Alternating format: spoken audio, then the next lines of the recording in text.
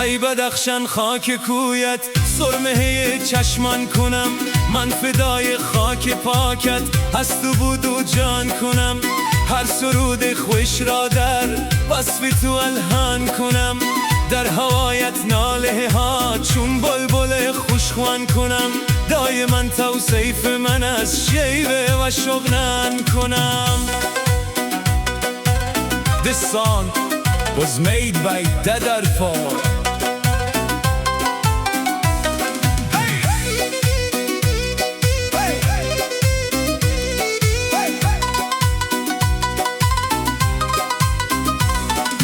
دشت و دامانت زلاله دایما گلگون بود، نام والای زلعلت بر زبان هر سون بود.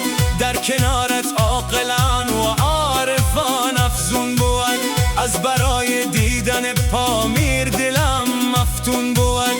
قصد دارم عزم ملکی کشم و چون خواهان کنم.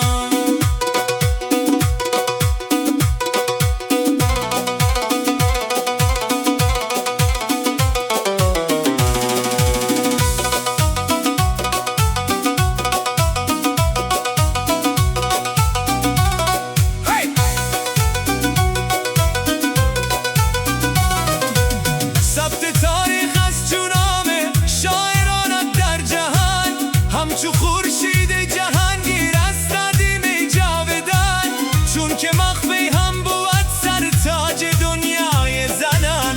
همچنان قیاسی و بیدل ز خاکت زادگان، یاد چون من از ظهوری جوشنی غاران کنم.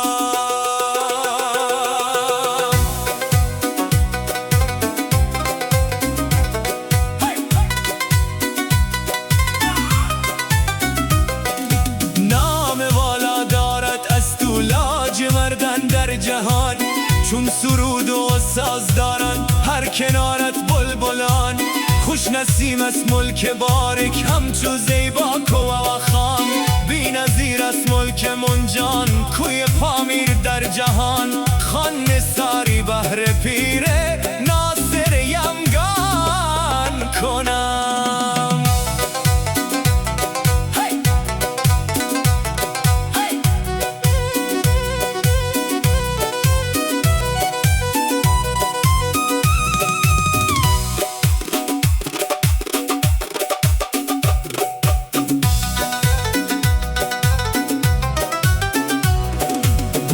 هیداری زانهی شغنان کوهستان زمین، فرش گل است دایم و چون لاله دارد در کمین. رقص دارن هر طرف گلهای سرو و یاسمین، ای بلخشانم توی دایم ز گلها چون زرین. وصف تو از حد برون از شعر خود پایان کنم.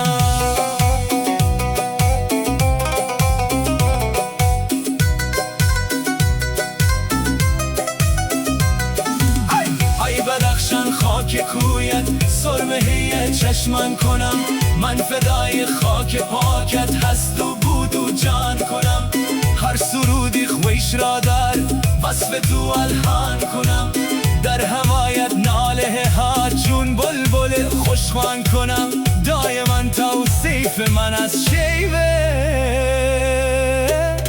و شغنان کنم.